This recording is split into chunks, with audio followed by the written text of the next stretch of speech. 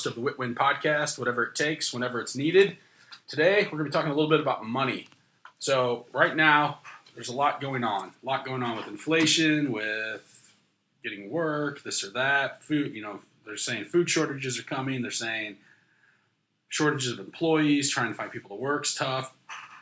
We already live in a society where 60%, 64% of people live paycheck to paycheck, and it could get worse. So what do we do to protect ourselves from making that happen? So, Joe, what are your thoughts around that? How do you start to control your own economy? How do you start making the right steps, heading in the right direction? Because chances are this economy could get worse for us. Oh, it definitely will. Because then when you print so much money in 1 year, more money than I think they've ever printed before, it's going to cause a lot of issues, and we're just starting to see the beginning of those issues. So one thing I would say is focus on what you can control. It's easy to look at the news, look at the media, look at the politicians, and say, hey, they're not doing it right, so I can't have my money or I can't get my money right. But no, focus on what you can do, and there's a good chance that you can, get your finances together, build a plan, and be financially successful, independent, and live comfortably. So, Michael, there's something that I know you wanted to touch on today called the cash flow quadrant. So, can you explain a little to everybody what exactly that is and kind of each sector on how it works? Definitely. So, the cash flow quadrant. So, if you've ever read any of Robert Kiyosaki's books, Rich Dad Poor Dad, he wrote another one called the cash flow quadrant, which I really like to use as an example because now if you're driving, don't do this, but if you're sitting at home, draw 4 boxes or draw a box, draw a vertical line and a horizontal line in that box. You're going to have 4 boxes essentially. On the left side, top left corner, we put an E, bottom left corner S, bottom right corner B, bottom right corner I. Now what each of these stand for, the E in the top left, the goal is here on the left side, we're trying to get to the right side. So if in the E, that stands for employee. That means we have a job. If I'm an employee of a company, and keep this in mind, I have a job. Now, there is nothing wrong. People tend to discount, I need to be my own business. I can't be an employee. If you're an employee, you're making somebody else wealthy. You can make a ton of money as an employee, and you can build massive wealth as an employee. Look at Steve Ballmer. He ran Microsoft for a long time, $50 billion net worth. You can make he was an employee. You can make a lot of money as an employee. So if you have that mindset, you need to forget it. You need to figure out how you start making more money as an employee. Now, the challenge with being an employee, here's the challenge, is that one, you have a job, meaning if you don't show up for that job, you're not getting paid. Do you agree with that, Joe? Yeah, you're basically just trading your time for money. Trading time for money, exactly. As an employee, you're trading time for money. The other biggest challenge we have with being an employee is if I'm in a top tax bracket, I pay the most income tax. So state, federal, you could be somewhere close to 50% of my money. I don't even get to see it. If I get a W-2, I'm a W-2 employee. I get paid on payday. The government takes my money first. They give me what's left over. That's an issue. So if we move down to the bottom left, S, self-employed. So self-employed, now we own a job. Before I had a job, now I own a job.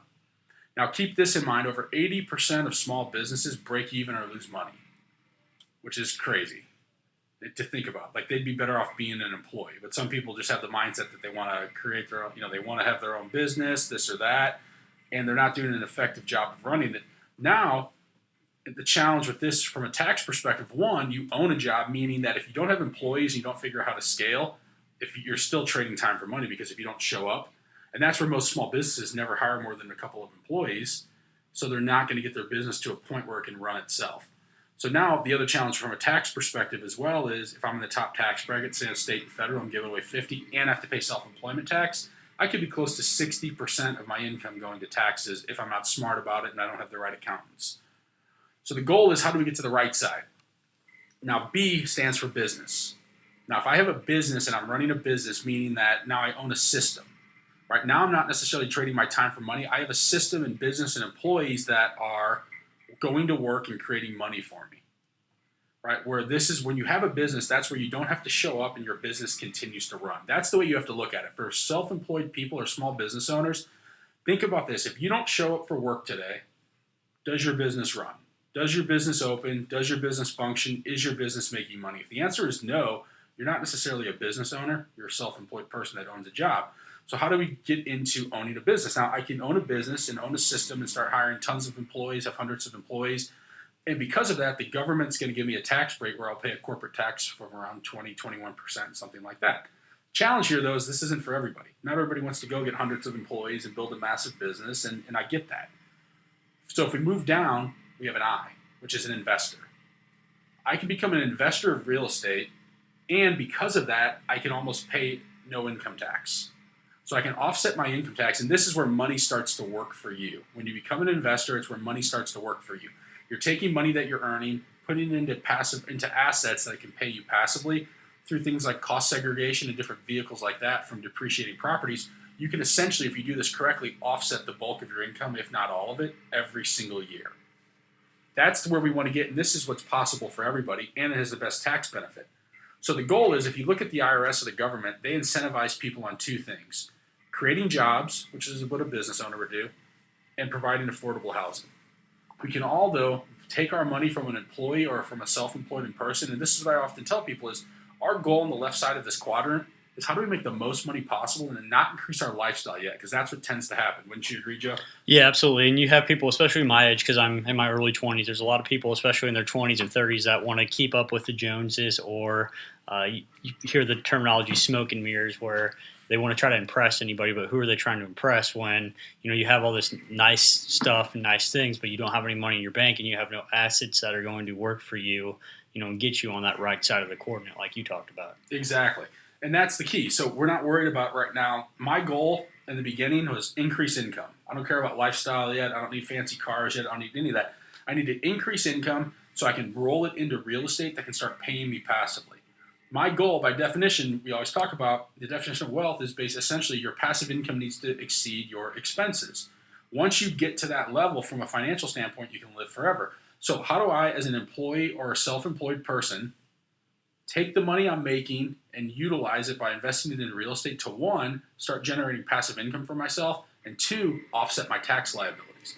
Because we know in business our greatest expense often is taxes. So how can we start to become financially savvy? There's some great books out there too, like Tax-Free Wealth, Tom Wheelwright. He has a podcast, Wealthability. There are a lot of just free resources out there to start taking ideas to your accountant, to then cost segregation is a massive one that most people don't talk about. So that's where you can fully depreciate properties rather than depreciating them over 27 and a half years. Different strategies like that you should be taking to your accountant to ask them about to help offset your tax liabilities. So if we're in the quadrant, we all fall in the left category. We're either employees of a job or we're self-employed. We need to get to the right by either being a business owner or a real estate investor. Every single person here has the ability to go invest in a property today if they wanted to. They could go find down payment money. They can go find financing. And this is going to become extremely important, especially moving into the economy that we think we're going to be moving into, because all signs are indicating we're probably going to roll into a recession at the end of this decade, could go into a Great Depression. To your point, Joe, printing trillions and trillions of dollars, that's going to catch up. We're going to have hyperinflation. All of that stuff's going to happen. We're already seeing things like cost of fuel, cost of food. Things are getting more expensive. I saw something the other day. They said over 50% of Americans making over $100,000 a year can't keep up with their bills. $100,000 is a good income. It's not a ton of money, but it's a good income for a lot of people. It's way over the median average income. And if people are struggling at that income, think what's happening to the people that are making less than that. They're definitely struggling. So now's the time, too. You got to be thinking about what do I not need to do? From a budget perspective, I don't need to be spending all my money. I don't need flashy cars. I need to figure out how do I make more money and put it into things that can continue to pay me passively month after month after month after month, so I don't fall in the trap of being that person that lives paycheck to paycheck. 64% of people live paycheck to paycheck. Over 80% of small businesses break even or lose money. Like, those are big numbers, and it shouldn't be that way because it's not that difficult if you have good habits in place and you put your focus in the right areas. So I think that's big what you just said, good habits in place, and I think that's how you can at least start to make that transition from the left side to the right side. Is number one, put a plan together, and then number two, develop good, strong habits that you can maintain, not just for a month, not just for 2 months, not just for a year, but pretty much, from now on. And that way it's something that you can scale. Mm-hmm. Say you're making $10,000 a year right now and you save $100 a month, you're not going to see, a substantial growth in your savings or your investment opportunity. But then say, the next year you make $100,000, then you start saving $1,000 a month or $2,000 a month or $3,000 a month. But figure out some sort of system where you save a certain percentage every single month, and that regardless of how much money you make, you're still saving that percentage. Exactly. If you make $1,000 or $10,000 or $100,000 in 1 month, you're always going to save, 30%, 40%, whatever it might be. But you have to do it every single time to really build your account up and then have the access and the opportunities to make those investments. You're absolutely right. It's not enough just to do it every now and then. You have to be consistent. There's a really good book I read a long time ago, The Richest Man in Babylon.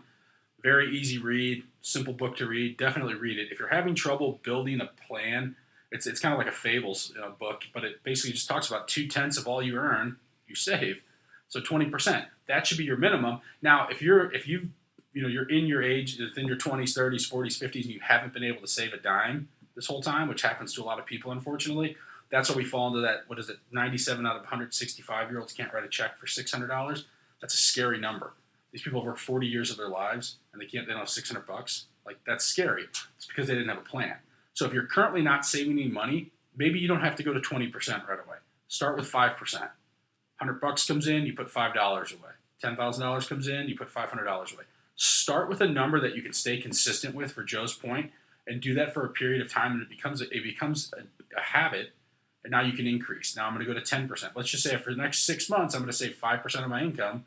I get in the habit of doing that. All of a sudden, that money starts to accumulate. Now I shift it to 10%. Then I go to 15. Then I get to 20. 20 is the minimum target. And the more you can do, like, what do you do, 30 or 40? Yeah, I typically do 30% minimum, 30%. And I'll usually shoot for 40%. Yeah. And the thing I like about it, too, is it motivates you to increase your income because if obviously you don't want to live like shit forever and you want to enjoy your time on earth that you have, especially right now as well. I'm not saying live like a flashy lifestyle or luxurious lifestyle immediately, but it still gives you room to, do things that you enjoy. If you're saving, 40% of your income, it motivates you, and say you only have $400 left after you do that.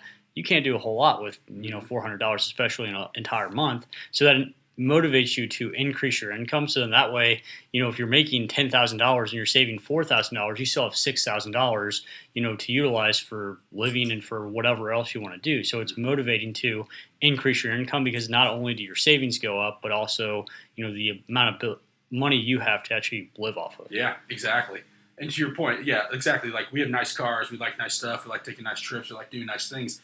And we make a good income, and we put things into passive income that can start generating money for us. Because if I can get to the point where I'm at the I, when you're at the I, and you have your money going to work for you, you're sending your money out, and it's bringing you money back every single month.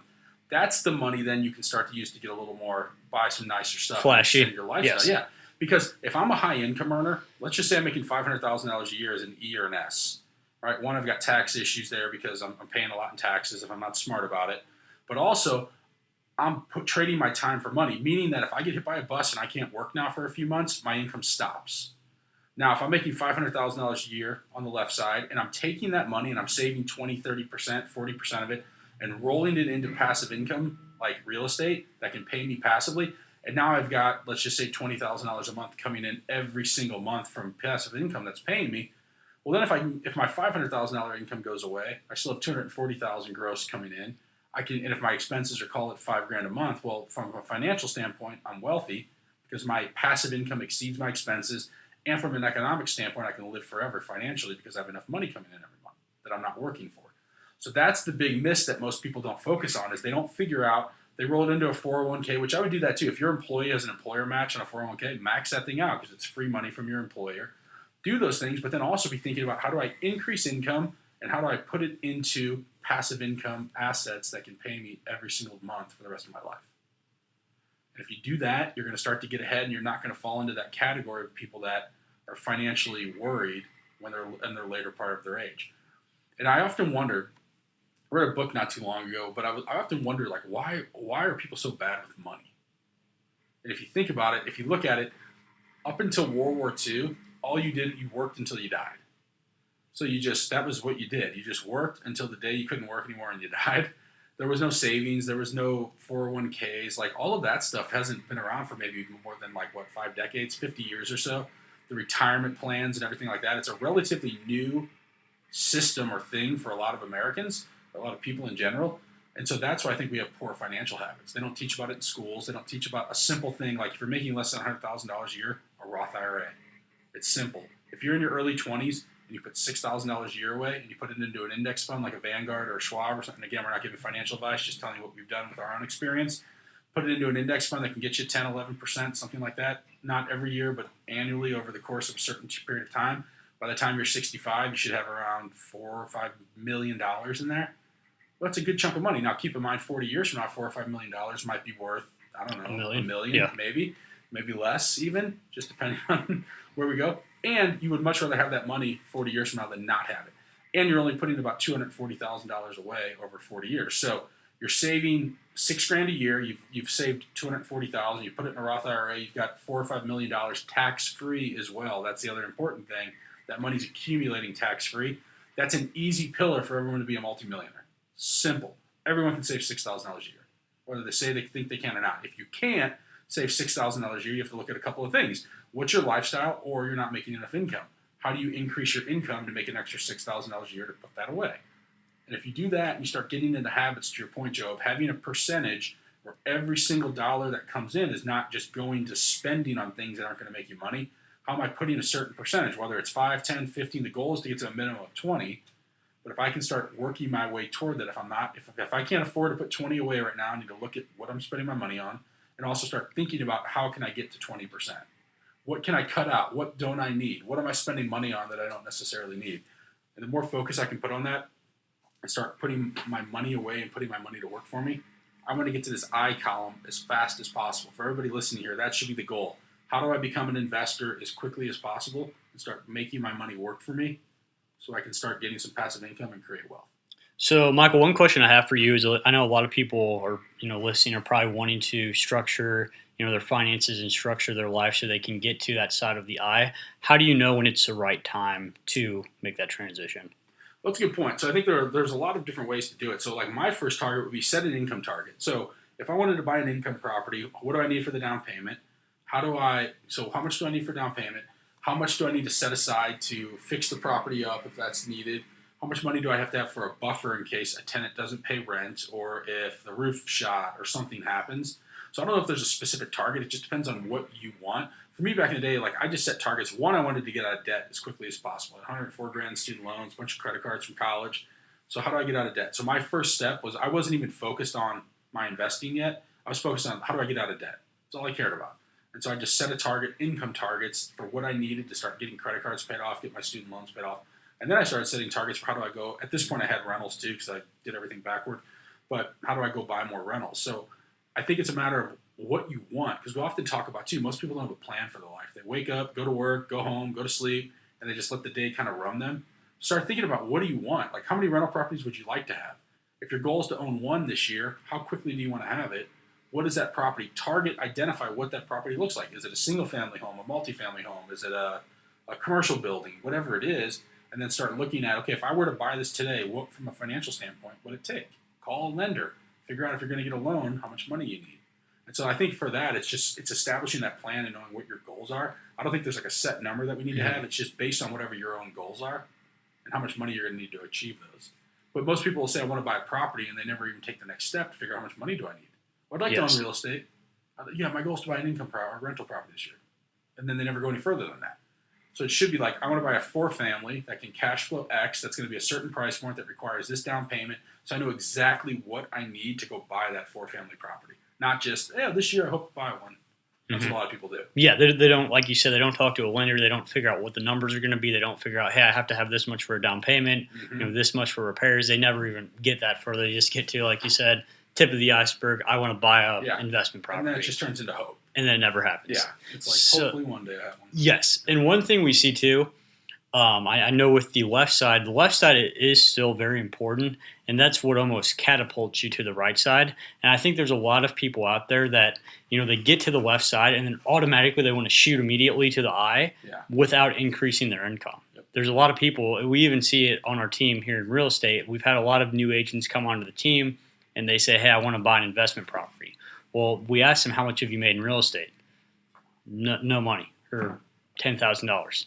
Well, you need to increase your income. Yeah. And you even talked about it too, that you want to have some buffer money, if something goes wrong with that property. But if you're making a substantial amount of income every single month and one of your investments starts to go sour or you need repairs or something happens where you need money, if you have that good flow of income and you're still consistently saving, you'll never really have to worry about Right. your investment going south because you'll always have that reserve and you'll always have that income to keep things going. I agree with that because I think so many people get into this, and we talk about it too. Average millionaire has 7 pillars of income. There's that different flows of income. It's very important, and it's okay to only have one pillar for a period of time. Like most people that have a lot of different pillars of income didn't start with that. They started with one very strong pillar, and then that's what I was talking about. Like let's take for real estate. If you're a real estate agent, you need to go be the best real estate agent possible so you can make the most money possible, and then you can start taking that money and put it into other things. Too many people get into it and they're like, they make a little bit of money from real estate or their sales role. They make a little bit, they start buying investment properties, make a little bit here. They try to do something else. I'm going to start this new venture. They make a little bit here. They've spread their time across 4, 5, 6 things, and they have a little bit of money coming from each, and not one is a very strong pillar. So the goal is, how do I build a strong pillar? And then once I've established that and built it and had some consistency around it, then I can take that money I'm making because I've been saving it and put it into something else that can start paying me passively. Then I can take that and put it into something else. And typically, the more success you have in your role, if you're on the left category as an employee or a self-employed person, the more success and the more good you're doing there, the more opportunities are going to come to you because people like to work with people that are winning and that are getting ahead. So don't worry about, if you're new to an industry, don't worry about, I got to get my passive income up right away. I need to go become if you're not making a lot of money in your current job, I need to go become the best employee or the best salesperson, whatever it is, possible so I can increase my income and then start utilizing that income. Before I start increasing my lifestyle, I need to take that money and put it into things that pay me passively. And that's the big miss, though. People start making 100, 200, 300 grand. They buy the fancy cars. They have the $100,000 cars, this or that. Don't do that. Like I was making a lot of money, and I drove my first nice car was an Altima. Nothing wrong with an Altima. It was a very nice car, but it was nothing extravagant or flashy like a supercar, right? You didn't start with a Maserati. Yeah, when I started buying Maseratis, it was passive income paying for those things. So I had put my money that I was making from my job and put it into things that paid me passively. And now all of a sudden, once you start getting enough passive income where it doubles what you're going to pay for it, like think about that. That should be a target. If I'm going to spend $150,000 on a car, I should have $300,000 a year in passive income. If I want to spend $300,000 on a car, I need to have $600,000 in passive income. So if I start looking at targets like that, that helps me then to know that yes, eventually I'm going to get these things that I want and these fancy things that don't make me any money, and I'm not going to pay for it from my earned income. I'm going to pay for my money that's working for me. 100%. And I think to invest right now is more important than it's ever been because if you look at the most recent inflation numbers, it's hovering just above 7% inflation. So if you're literally just like we talked about, it's great to save money because you want to hit that target where you can put that money somewhere to work for you. But if you're literally just putting your money in a savings account and letting it sit there, you're losing 7% right now. Yeah. Exactly. Which is huge. Your money's just rotting away versus you put it into an income property. And we've talked about this before with some of these rentals, you can get an annual return with your initial investment of north of 50% in some cases. Yeah. So you need to put your money to work for you because if you just let it sit, it's going to decay and you're going to lose a lot more money than you think. You can make high returns on your cash-on-cash return. So it's very possible. It's just knowing how to structure deals, knowing how to find it, knowing how to do it, knowing how to all the steps of it, but it's extremely doable. And there's a lot of information out there on how to do all of this stuff. And to your point, don't just sit on cash. And we need to start banking money to start putting it into things that can pay us passively. And here's the other thing. Don't wait for the market to crash because everyone always says that. Think about the people that were waited last year that said, I'm going to wait for the market to crash. Well, now home values are higher than they were last year by 8%, depending on areas. It just call it 7-8% across the country. And what else happened? Interest rates are way up. Yep. So if we waited, I could have got a 2.5% note last year. Now I'm at 5.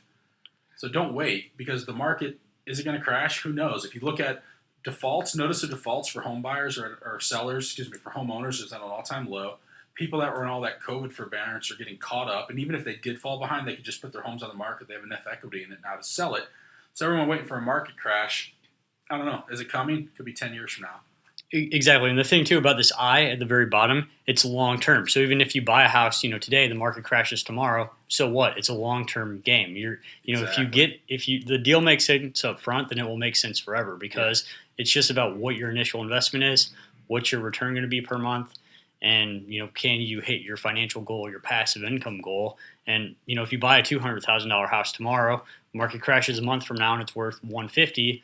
if your goal is to hold on to it forever, and if you talk about depreciating the property, you pretty much have to hold on it for it to ever if you want to avoid taxes completely. Right. Then who cares? Yeah, if exactly. what it's worth? Yeah, because it's all about the income that you're generating from that home. Yeah, that's where people lose sight of it. They're like, if I buy it today and the market crashes, yeah, to your point, it doesn't matter.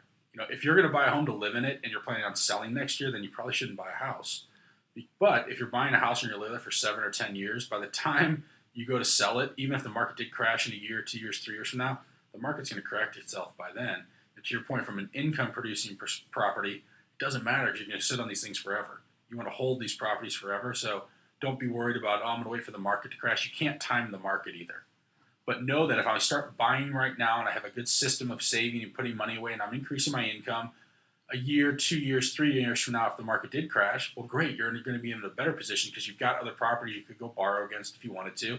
You've got more cash that you've been banking, and then you can start buying more properties. And you've got a system built already, so you're not starting from scratch when the market does crash. Start now. Start putting these steps in place so you can start creating some wealth. That's awesome. So, yeah, I think this is a great way, especially right now. Like you said, heading into the recession, which we know it's going to come. It has to come eventually. It will. We've been on the high road for so long that it's all going to fall out. Who knows if it's tomorrow? Who knows if it's 5, 10 years from now? It's going to happen. So it's best to protect yourself from the outside world and build a strong financial foundation. It's coming. I mean, it's going to come, and that's when it does happen. People are going to be like, "Oh my God, I didn't see it coming." Well, it's going to come. We know that these things happen in cycles. And so protect yourself now. Start making as much money as you can. Start putting as much money away. Start putting as much money into passive income as you can to start financially setting yourself up so you don't feel the pressure of a recession. If gas goes to $7 a gallon, $8 a gallon, if you're making enough money, it doesn't matter. It's not going to affect you. So start figuring out, how do I increase my income? How do I get to the right side of the quadrant and start getting some passive income so I can start generating some wealth and be okay when this recession does come. That's all we got. Hope you enjoyed it. See you next time. Take care, guys.